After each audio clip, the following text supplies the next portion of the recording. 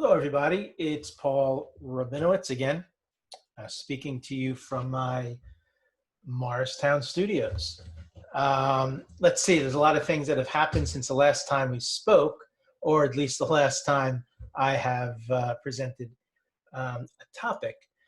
Um, and really, what's in the news right now, obviously, the pandemic, but also other things, but also Silicon Valley. And the reason why Silicon Valley, I'm just going to turn my air conditioner on. It shouldn't affect the sound at all, but it is hot today. And one of the reasons why Silicon Valley is in the news is, as you all know, um, both the Democrats and the Republicans are a little bit nervous about the power, or I should say the economy, really in the hands of four massive companies. Now, today we're going to actually delve into Silicon Valley. What is Silicon Valley? I find this whole thing fascinating. I always have, ever since I was a young kid. What draws people to one area? What moves the country and moved California to become sort of the central place on the planet, really, for this amazing amount of technology that came out of really the need for an area that would bring the best minds, not only in the United States, but in the world, into one place. And I am fascinated by that. In other words, today, even my youngest son, I have three boys, my youngest son was wooed out to Silicon Valley. He's an optical engineer. He graduated from the University of Rochester with his master's. And the next day, flew out to California to have an interview with one of the high-tech firms out there. The money that these young kids are making is astronomical. $100,000 first year out of college or with a master's. But even not, even if you have that ability and you have that sort of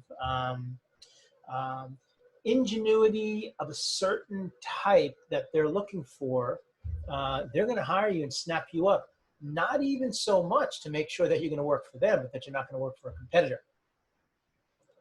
Amazon, Apple, Facebook, Google, those are the four big companies. Let me say it again.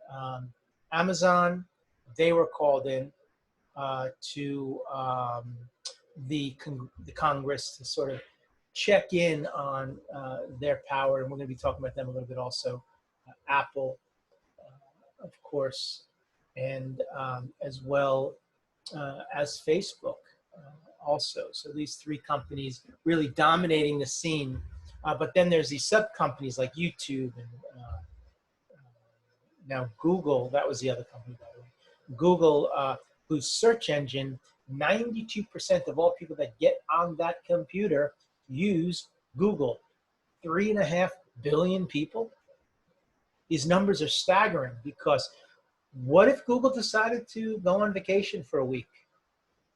The world would shut down.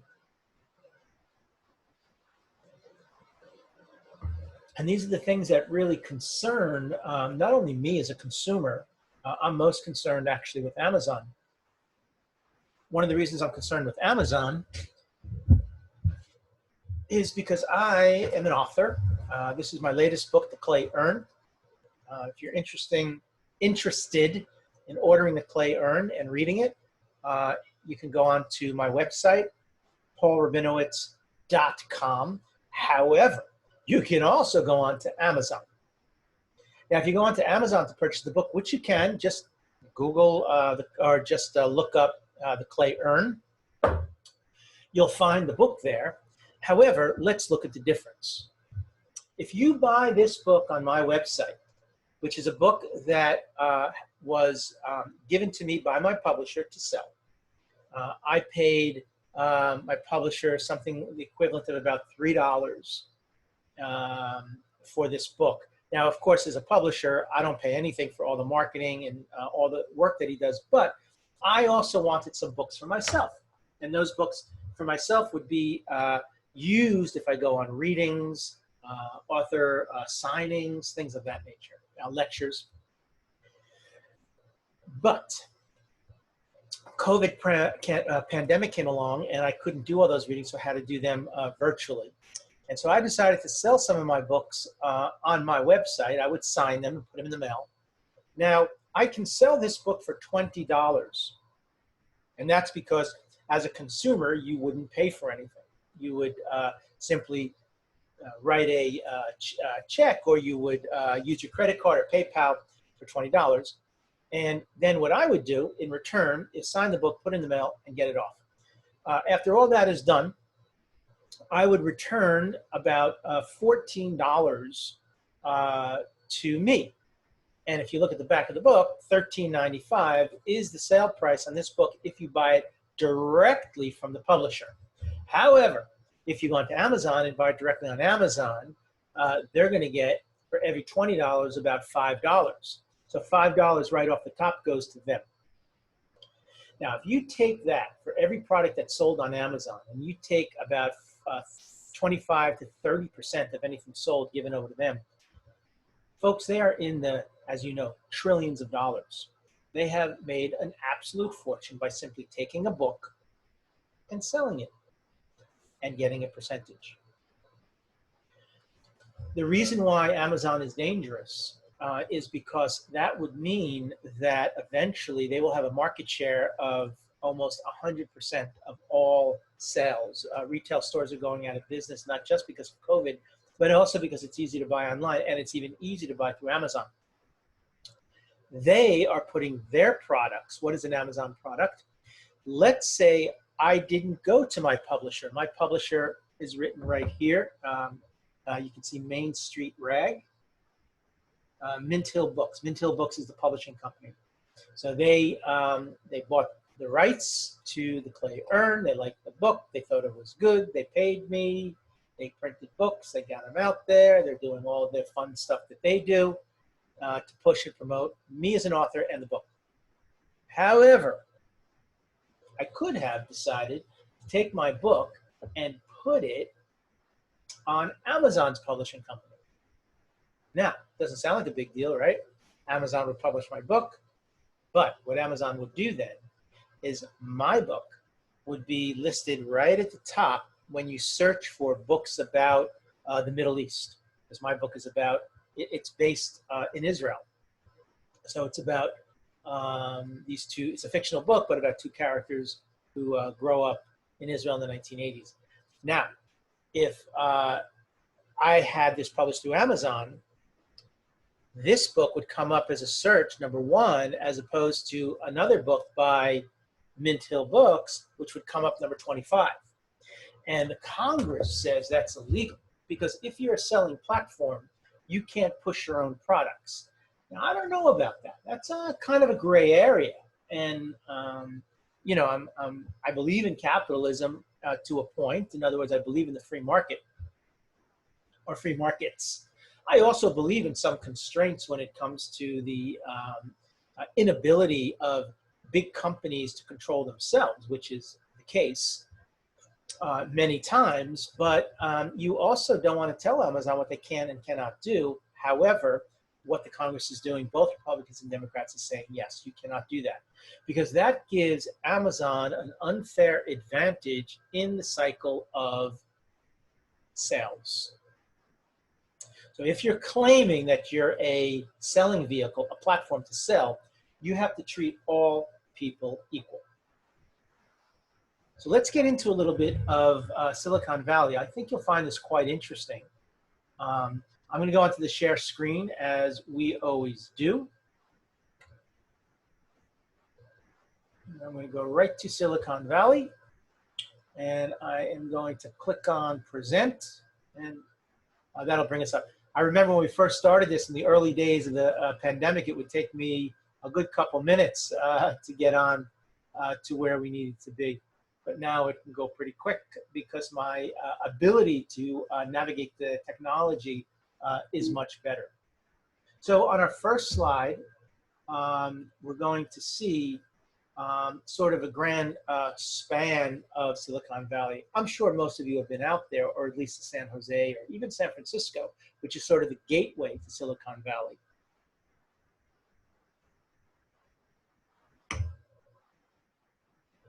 But it is a valley, silicon, because that was the chip, the early computer chips. I guess they're still made from silicon, but now the technology is so darn advanced that I'm not even sure if they're still using silicon. However, in the early days, 70s, 80s, 90s, they would put the little memory chip on a silicon board, and hence the word Silicon Valley. Now, there's a reason why here. Number one, they had the land, of course. They needed space in order to build these big tech companies. But also, California is a great place to live. Now, if any of you live there, have children or grandchildren or great-grandchildren that live out in California, up until the pandemic, and really the pandemic has changed everything, although New Jersey's doing very well, and New York.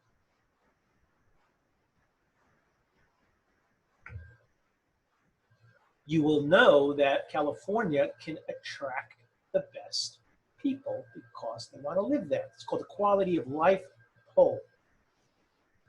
If you had lots of land in central Nebraska, 300 miles from Omaha, you are not going to attract people. You're just not going to get them. They're going to want to go to Philadelphia, Boston, Miami, New York, LA, San Francisco, New Orleans. However, if you put it right outside of San Francisco, you're going to get people, because San Francisco is a hip, cool place, especially in the 70s. Janis Joplin, Grateful Dead era, people were coming out there, and smart people, people with degrees who were looking for an alternative lifestyle, and those alternative lifestyles could be found in some of these high-tech companies. Unlike the financial sector in New York City, in Manhattan, the banking sector, which is still considered sort of straight-laced, right? Suit and tie, so forth. But in Silicon Valley, they're wearing T-shirts and jeans, or T-shirts and shorts, skateboards to get to work.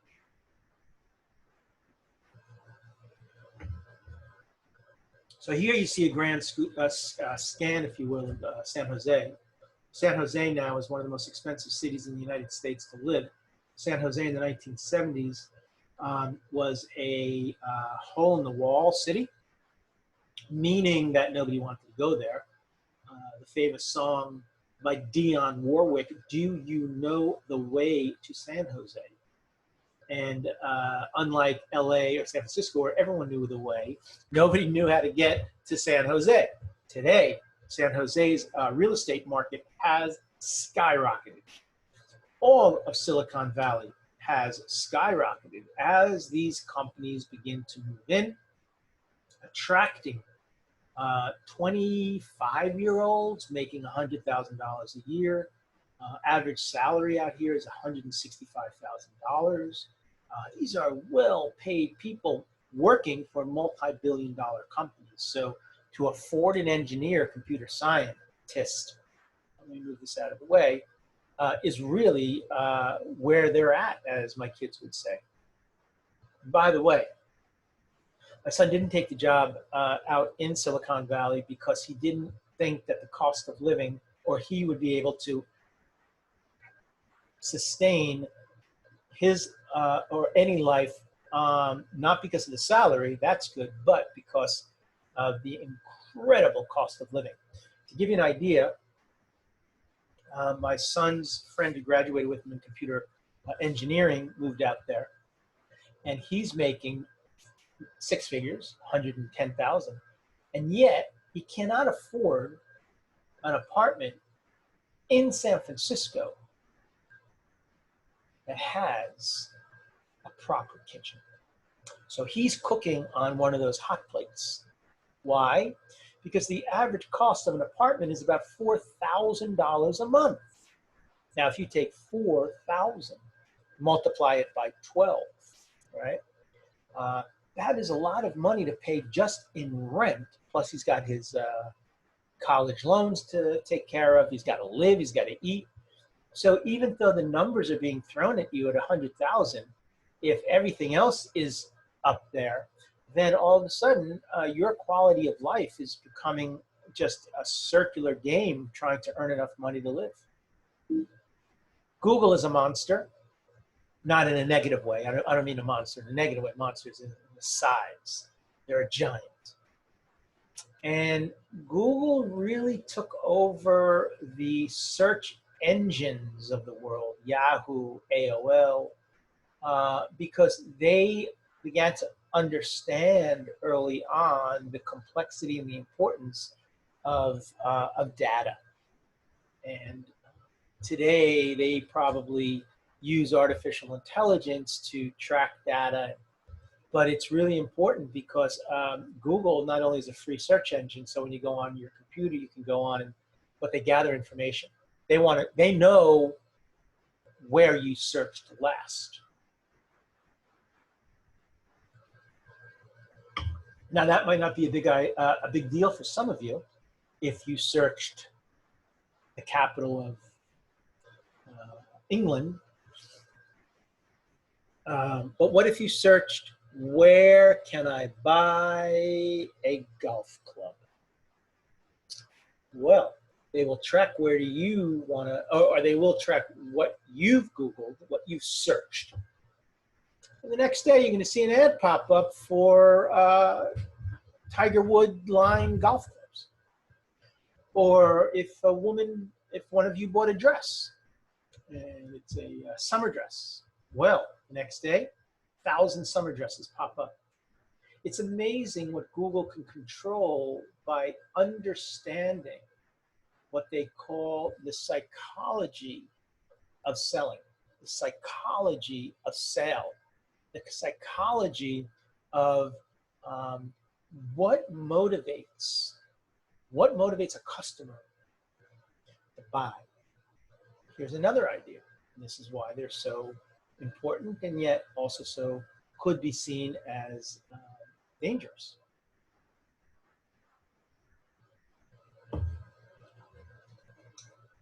Let's say here, I have a stone here that I purchased in South Africa. It's a beautiful, shiny stone. So let's say I Google search, where can I buy this kind of stone? I don't even know what it's called. And let's say I go into the website where they sell these stones. I want to buy it because I'm a collector of these kinds of beautiful African stones. Let's say I don't buy it. That's data. Because they want to know why I searched for this but didn't buy it. And then I search for the same stone with another company and I buy it. And I buy it because maybe the website looked good. Maybe it was $1 cheaper.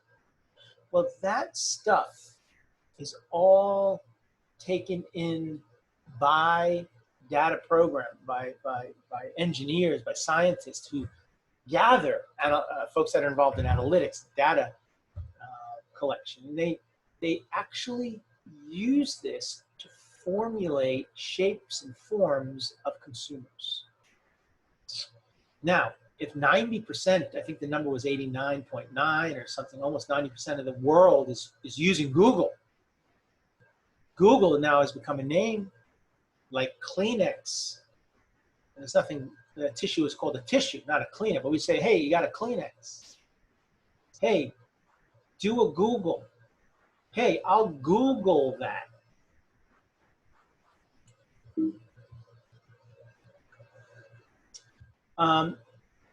The amazing Apple.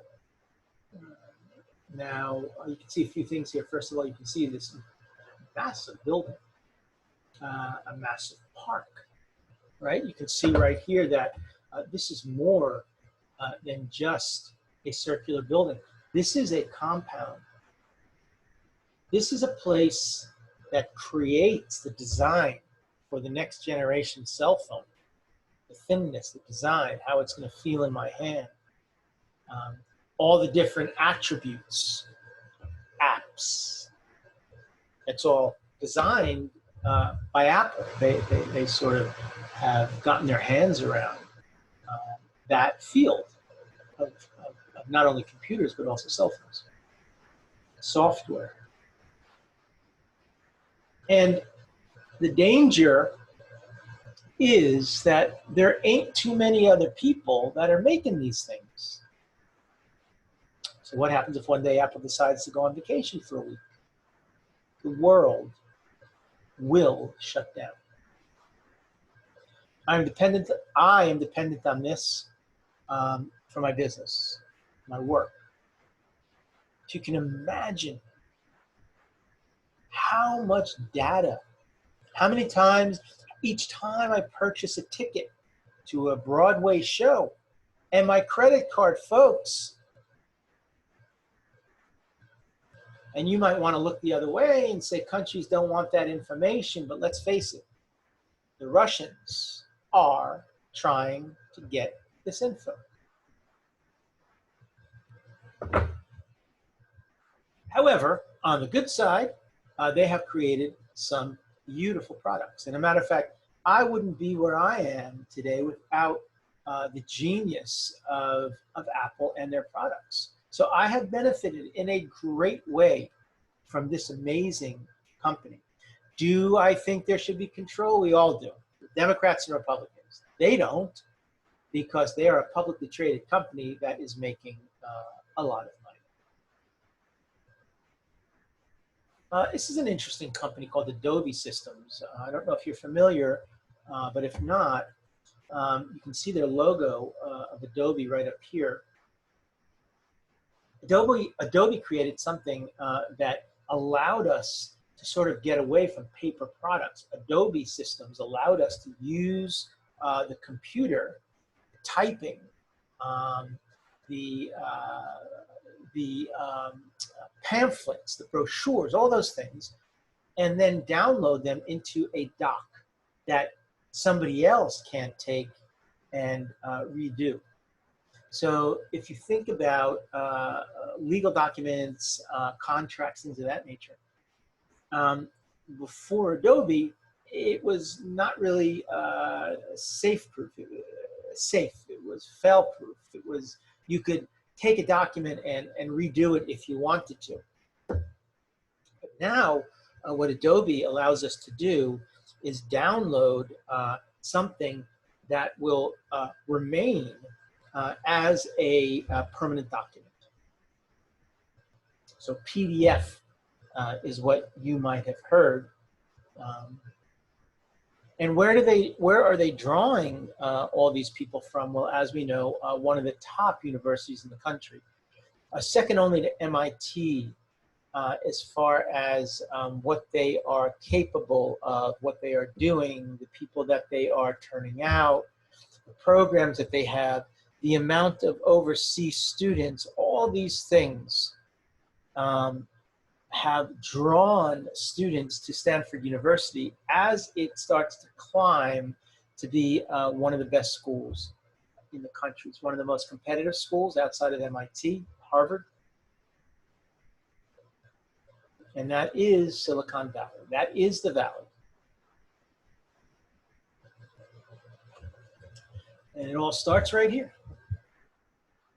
It all starts in a little garage right there in your, down the driveway. And that's, of course, where Hewlett and Packard starts to do their first experiments with the computer. And so I'll read it to you, birthplace of Silicon Valley. This garage, which is right here, that lovely garage, is the birthplace of the world's first high-tech region, Silicon Valley. So this was the world's first high-tech region. The idea for such a region originated with Dr. Frederick Terman, a Stanford University professor, who encouraged his students to start up their own electronics companies in the area, instead of joining established firms in the East. So already, he's doing single-handedly is he's saying, don't go to IBM. Don't go to that stuffy company in Fishkill, New York. Come stay here. And that's what they did. The first two students to follow his advice were, of course, William Hewlett and David Packard, who in 1938 began developing their first product, an audio oscillator, audio oscillator in that garage. And that really becomes, let me go back one, that really becomes the beginning of the first office, if you will, in Silicon Valley. And then, of course, it explodes. From that time that was 1938, World War II. But then after World War II, 1960s, 50s, 60s, little by little trickles. But then by 1970s, we really begin to see the roots of Silicon Valley. This is what San Jose is today. These are standard apartments in San Jose. We actually visited one when we were there just to get an idea. We pretended that we were going to rent one. We wanted to see what they go for. And you're talking about $6,000 a month for a one bedroom. Well, actually it was two bedrooms. I shouldn't say it. It was two bedrooms. It was a bedroom and like a loft. But this is more expensive than New York City. And the reason why they can charge is because the people are making that kind of money. There's nothing really that interesting in San Jose, although that's changed, of course. This is fascinating. This is an amateur computer users group, homebrew computer club, they called it. And of course, that's Steve Jobs. Steve, come join us. Just such cool stuff. This is in the museum in Silicon Valley. They say, are you building your own computer, terminal, TV, typewriter, I/O device, or some other? And this, what's so interesting around the world now, they have entrepreneurial groups. I know in Tel Aviv, which is considered the high-tech city and one of the most advanced cities in the world as far as startup companies. So it's nothing's going to rival Silicon Valley. But there are a lot of hubs, Mumbai, Tel Aviv, outside of Berlin, these like kind of tech hubs, if you will. Even here in New York City, they try, but now with COVID, everything seems to be on hold. But Google has moved to New York. Basically, the point I'm trying to make here is it was an opportunity to get people who are like-minded together in one room to really begin to think things through and really begin to work together. I also want to talk about the venture capital investment systems in Silicon Valley. These numbers are massive. If you look here,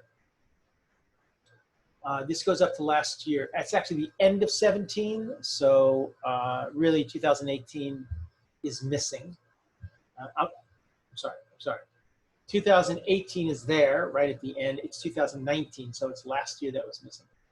But look at these numbers. These are trillions, folks, right? If you look at the amount of money here, that would be 100,000, right? That would be a million, and that's 11 billion. So, not sure, $11 billion.